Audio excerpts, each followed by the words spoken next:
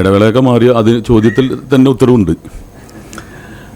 കാരണം ഈ അഡ്മിനിസ്ട്രേഷൻ എന്താണെന്ന് കൃത്യമായിട്ട് അറിയാൻ പറ്റാത്തവരുടെ ഇടപെടലാണ് പറ്റിയത്. കാരണം ട്രഷറർ അഡ്മിനിസ്ട്രേറ്റീവ് ഡിപ്പാർട്ട്മെൻറ്റിലേക്ക് കടന്നാണ് പറ്റിയത്. ട്രഷററിൻ്റെ ജോലി എന്താണെന്ന് കൃത്യമായിട്ട് മനസ്സിലാക്കാത്തതിൻ്റെ ആയിരിക്കും.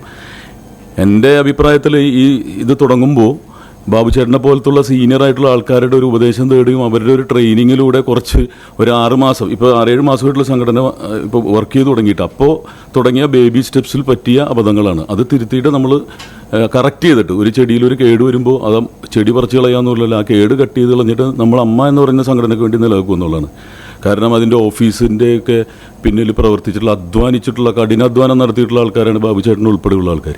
അവിടെയുള്ള ഓരോ പ്രവർത്തനങ്ങളും ഞാൻ കണ്ടുപഠിച്ചിട്ടുള്ളതാണ്. ഈ ഒറ്റൊരാൾ നിന്നിട്ടാണ് അവിടുത്തെ ഈ 500 പേരെ നിയന്ത്രിച്ചിരുന്നത്. 3 സൂപ്പർ സ്റ്റാറുകളടക്കം അവരെ കൊണ്ടുവന്നത് കോർഡിനേറ്റ്. പക്ഷേ അതിൻ്റെയൊക്കെ ബുദ്ധിമുട്ട് മനസ്സിലായത് ഇദ്ദേഹം മാറിക്കഴിഞ്ഞ് ഞങ്ങളൊരു പരിപാടി നടത്തിയപ്പോഴാണ് ചക്രശ്വാസം വലിച്ചത്. കാരണം ഇന്ന സമയത്ത് മമ്മൂക്ക വരുന്നുണ്ടെങ്കിൽ ആ സമയത്ത് ലാലേട്ടനെ കൊണ്ടുവരാമെന്ന് പറഞ്ഞാൽ നിസ്സാര കാര്യമല്ല. ഒരുപാട് പേര് വളരെ സെൻസിറ്റീവായിട്ടുള്ളവരാണ്.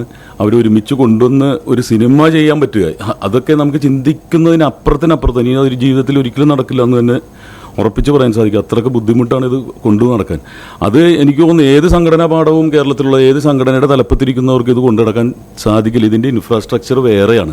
അപ്പോൾ അതിനൊരു കോഴ്സ് തന്നെ അത് സ്റ്റാർട്ട് ചെയ്താൽ നന്നായിരിക്കും എന്നാണ് എനിക്ക് ബാബുചേട്ടനോട് പറയാമെന്നുള്ളത്. കാരണം പിന്നാലെ വരുന്നവർക്ക് ഇത് കൊണ്ടു നടക്കണമെങ്കിൽ പല സ്വഭാവമുള്ള പല സ്ഥലത്തുനിന്ന് വരുന്ന പല താരങ്ങളുടെ കൂട്ടിയോജിപ്പിച്ച് കൊണ്ടുപോകുമ്പോൾ ഇത്തിരി ബുദ്ധിമുട്ടാണ്. ഇനി തുടർന്നുള്ള 2 വർഷങ്ങളിൽ നമ്മളത് കറക്റ്റ് ചെയ്തിട്ട് മുന്നോട്ട് കൊണ്ടുപോകാനാണ്. അതിന് നമ്മൾ സീനിയേഴ്സിൻ്റെ സഹായം അഭ്യർത്ഥിച്ചിട്ടുണ്ട്. അവർ നമ്മുടെ കൂടെ ഉണ്ടാവും എന്നുള്ളത് ഉറപ്പാണ്.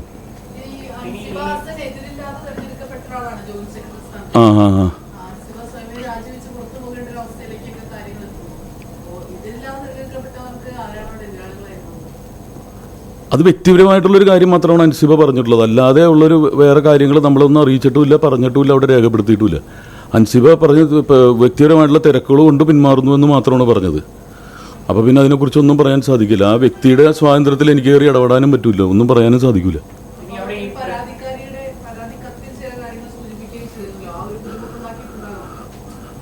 അല്ല, പരാതിക്കാരുടെ എല്ലാം നമ്മൾ പൂർണ്ണമായിട്ട് അംഗീകരിച്ചിട്ടൊന്നുമില്ല. പക്ഷെ അതിലുണ്ടായിട്ടുള്ളതിന് കൃത്യമായിട്ടുള്ള ഡിജിറ്റൽ തെളിവുകളും പ്രസിഡന്റ് ഉൾപ്പെടെയുള്ളവർക്ക് മനസ്സിലായത് കൊണ്ടും ഭൂരിപക്ഷം എക്സിക്യൂട്ടീവ് മെമ്പേഴ്സും അത് റിവോക്ക് ചെയ്തുകൊണ്ടുമാണ് നമ്മൾ അവരനുകൂലമായിട്ടുള്ള നിലപാടെടുത്തത്.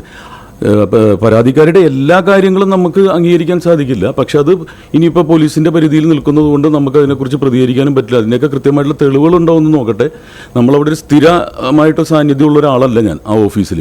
2 മാസത്തിന് ശേഷമാണ് ഞാൻ കൈലാഷൊക്കെ ഈ പ്രശ്നത്തിൻ്റെ EC മീറ്റിങ്ങിന് വേണ്ടിയിട്ട് ഞങ്ങൾ ചെല്ലുന്നത്. അതുകൊണ്ട് നമ്മൾ കൂടുതൽ കാര്യങ്ങൾ അറിഞ്ഞുകൊണ്ടിരിക്കുന്നു, പഠിച്ചുകൊണ്ടിരിക്കുന്നു. ഇപ്പോൾ ഡെയിലി നമ്മൾ ഓഫീസിൽ പോയിട്ട് എന്തൊക്കെ സംഭവിച്ചതെന്ന് അന്വേഷിച്ചുകൊണ്ടിരിക്കുന്നു, സെക്യൂരിറ്റി എടുത്ത് ചോദിക്കുന്നു. അപ്പോൾ അത് തുടർന്നുകൊണ്ടിരിക്കുന്നുള്ളൂ. അപ്പോൾ അതുകൊണ്ട് പരാതിക്കാരുടെ പരാതികൾ പൂർണ്ണമായിട്ടും നമ്മൾ എടുത്തിട്ടില്ല. അതിൻ്റെ അകത്തുള്ള ചില പരാതികൾ തെളിവ് സഹിതം വന്നപ്പോഴാണ് അത് നമ്മൾ ഏറ്റെടുക്കുകയും ചർച്ച ചെയ്യുകയും അത് ആ ഒരു എടുത്ത തീരുമാനം റിവോക്കുകയും ചെയ്തത്. കാരണം അവിടെ സ്ഥാപനത്തിലൊരു സ്റ്റാഫിനെ വെക്കുമ്പോൾ എക്സിക്യൂട്ടീവ് മെമ്പേഴ്സ് ഒന്നടങ്കം തീരുമാനിച്ചിട്ട് വെക്കുന്നത് പിരിച്ചുവിട്ടപ്പോൾ ഉണ്ടായില്ല എന്നുള്ളത് ഞങ്ങൾക്ക് എല്ലാവർക്കും വേദന ഉണ്ടാക്കിയിരുന്നു.